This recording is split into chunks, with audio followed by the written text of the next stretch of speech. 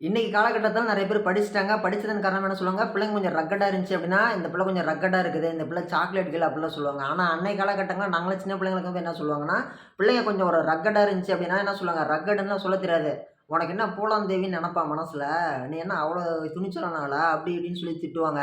திட்டுறதுக்கும் சொல்றாங்க, ஓகே. அது என்ன அந்த பூலாந்தேவிங்கிற பேரு? அந்த பேருக்கு என்ன அர்த்தம்? அப்படி ஒருத்தவங்க நிஜமாலுமே இருந்தாங்கன்னு சொல்லி தொலைவி பார்க்கும்போது தான் ஒரு மிகப்பெரிய ஹிஸ்டரி அப்படிங்கிறது கிடைக்க வருது. என்னன்னு சொல்லி கேட்டோம்னா, பூலான் தேவி அப்படிங்கிறவங்க வந்து நிஜமாலுமே பொறந்து வளர்ந்துருக்கிறாங்க. அவங்கள பத்தி தெரிஞ்சுக்கலாம். அதாவது 1963ல உத்தரப்பிரதேசத்தில இருக்கக்கூடிய ஒரு கிராமத்தில தான் பூலான் தேவி பொறக்குறாங்க. பொறந்து வளரும்போது ஒரு தாழ்த்தப்பட்ட சமுதாயத்தில பொறந்து வளர்றாங்க. அவங்க வளரும்போது வந்து பார்த்தோம்னா, நெறைய ஜாதிய ரீதியிலான ஒரு கொடுமைகளா இருக்கட்டும், அல்லது பணக்காரன், ஏழை அப்படிங்கிற விஷயமா இருக்கட்டும், இந்த மாரி நெறைய விஷயங்கள பார்த்தே தான் வளர்றாங்க. அப்படி அவங்க வளர்ந்துட்டு இருந்த காலகட்டங்கள்ல அவங்களுக்கு ஒரு 11 வயசு இருக்கும்போது, இந்த காலகட்டத்தில வந்து பார்த்தீங்கன்னா, கிராமங்கள்ல ஒரு 25 வருஷத்துக்கு முன்னாடி வந்து பார்த்தீங்கன்னா, ஒரு 18 வயசுக்கு உள்ளாடியே திருமணம் அப்படிங்கிறது நடந்துச்சு. அப்படிங்கும்போது 1963ல பொறந்தவங்களுக்கு 1974ல அப்படிங்கிறது 11 வயசுல குழந்தை திருமணம் அப்படிங்கிறது பண்ணி வைக்கிறாங்க. அவங்களுடைய ஹஸ்பண்டுக்கும் இந்த பூலாந்தேவிக்கும் வந்து பார்த்தீங்கன்னா, 3 மடங்கு வயசு வித்தியாசமா.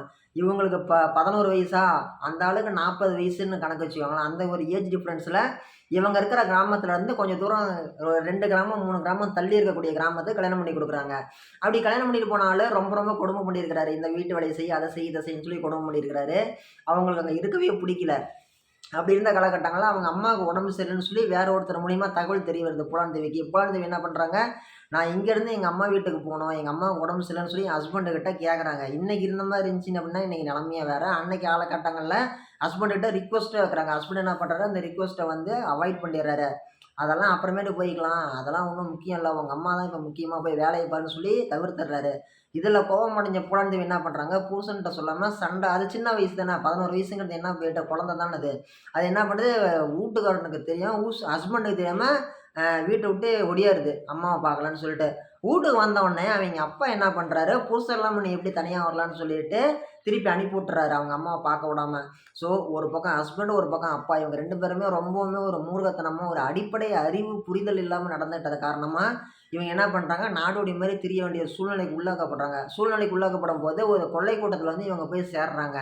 அப்படி அவங்க சேரும்போது, அந்த கொள்ளை கூட்ட தலைவனுக்கு இவங்களுக்கும் இடையில வந்து ஒரு லவ் அப்படிங்கிறது மலருது. அப்ப அந்த இடத்துலோட இருந்த ஒரு கேங் வார் மாரி நடந்த ஒரு விஷயத்துல என்ன ஆகுது, வேற ஒரு குரூப்ல இருக்கிறவங்களோட வந்துருக்கிறாங்க. அப்படி வரும்போது என்ன பண்ணிருக்காங்க, பக்கத்து கிராமத்தாளுங்க வந்து அந்த கேங் லீடர கொலை பண்ணிட்டாங்க. கொலை பண்ணிட்டு இந்த பூலாந்தேவிய கடத்திட்டு போயிட்டாங்க. கடத்திட்டு போயிட்டு ஒரு 3 வாரம் வச்சு ஒரு டார்ச்சர் பண்ணியிருக்கிறாங்க தப்பு தப்பா. அந்த அம்மா என்ன பண்ணியிருக்குது, அங்கருந்து தப்பிச்சு ஓடியாந்துருக்குது. தப்பிச்சு ஓடியாந்த வாட்டி கொஞ்ச நாள் ஆகுது. கொஞ்ச நாள் கழிச்சு உடம்பு பலம் மனசெல்லாம் பலப்படுத்திக்கிட்டு, திரும்ப அந்த ஒரு கொள்ள கூட்டத்துலருந்து மிஸ் ஆனுச்சு பாருங்க. அந்த கொள்ள கூட்டத்துக்கே போய் சேருது. கொள்ள கூட்டத்துல சேர்ந்து கொஞ்ச நாள் ஆகுது. அந்த அம்மாவுக்கு 18 வயசு ஆகும்போது அந்த கொள்ளை கூட்டத்துக்கு தலைவி ஆகுது. ஓகேங்களா? அதாவது வுமன் லீடர். ஓகேங்களா? த அயர்ன் லேடின்னு சொல்லி இன்னைக்கு நம்ம சொல்றோம் இல்லைங்களா? அது வந்து 1980களுக்கு முன்னாடியே அந்த அம்மா வந்து ஒரு கொலை கூட்டத்துக்கு தலைவி ஆயிட்டாங்க. தலைவியான உடனே என்ன பண்றாங்க, அந்த 3 வாரம் வச்சு கொடும பண்ணாங்கல்ல அந்த கிராமம், அந்த கிராமத்துக்கு போறாங்க. போன உடனே அந்த சம்மந்தப்பட்ட 2 பேர மட்டும் தொலைவிக்கிறாங்க. அவங்க யாருமே கிடைக்கல. அதில கோவமான அந்த அம்மா என்ன பண்ணிக்குது, சம்மந்தப்பட்ட 22 பேரையும் கூட்டு வந்து வரிசையா நிக்க வச்சு, இப்ப அவங்க வரும்போது போலீஸ் மாரி யூனிஃபார்ம் போட்டு வந்துருக்காங்க. 22 பேரையும் நிக்க வச்சு, டிஷும் டிஷும்னு சொல்லி சுட்டு தள்ளுறாங்க. சுட்டு தள்ளுனதுல வந்து பார்த்தீங்கன்னா, அதுநாள் வரைக்கும் இந்திய அரசாங்கத்தோட வரலாறுல, ஒரே நாள்ல 22 பேர ஒரு 18 வயசு பொண்ணு கொலை பண்ணது அப்படிங்கிறது எங்கேயுமே நடக்கல. அன்னைக்கும் சரி, இன்னைக்கும் சரி. ஓகேங்களா?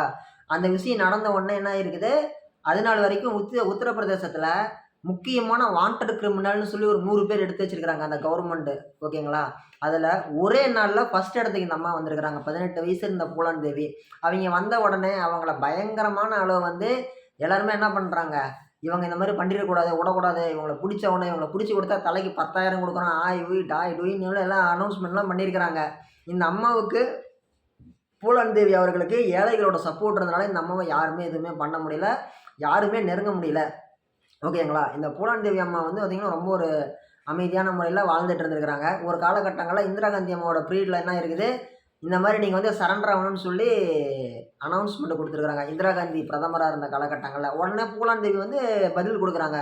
ஓகே, நான் சரணடைறேன். எனக்குன்னு ஒரு சில கண்டிஷன் இருக்குது.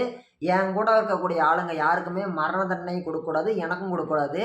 எனக்கு வந்து மரண தண்டனை வேணாம். எத்தன வருஷம்னாலும் ஜெயில் தண்டனை குடுத்துக்கோங்க. என் கூட இருக்கிற ஆளுங்களுக்கு எல்லாரையும் கூட்டு வந்து சரண்டர் ஆவுறேன். 9 வருஷத்துக்கு மேல யாருக்கும் தண்டனை குடுக்கக்கூடாது. சிறை தண்டனைன்னு சொல்லி நெறைய கோரிக்கைகள முன் வச்சிருக்காங்க. இதே மாரி நான் போலீஸ்ல சரண்டர் ஆக மாட்டேன்.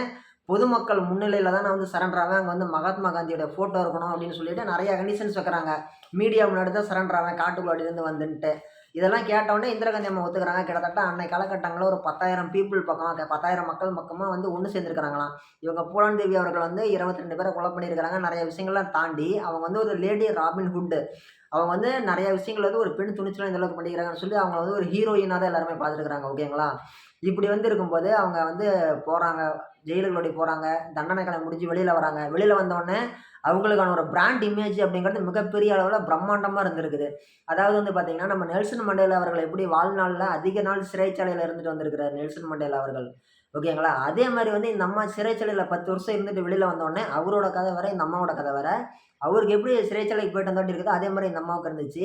இவங்க எம்பி ஆவுறாங்க. எம்பி ஆனவாட்டி வந்து பார்த்தீங்கன்னா, ஒரு தடவ தோக்குறாங்க. மறுபடியும் எம்பி ஆவுறாங்க. அப்புறமேட்டு அவங்களுடைய மெய்க்காப்பாளர்கள் முன்னிலையிலே வந்து பார்த்தீங்கன்னா, கிட்டத்தட்ட ஒரு 3 பேர் மர்ம நபர்களால சுட்டு கொலை செய்யப்படுகிறார்கள் இவங்க. ஓகேங்களா? இது வந்து ரொம்ப வருத்தத்துக்கு உண்டான ஒரு விஷயம். இதாங்க பூலாந்தேவி அவர்களுடைய கதை. இவ்வளவு நேரம் பொறுமையா கேட்ட எல்லாத்துக்குமே மனமார்ந்த நன்றிங்க.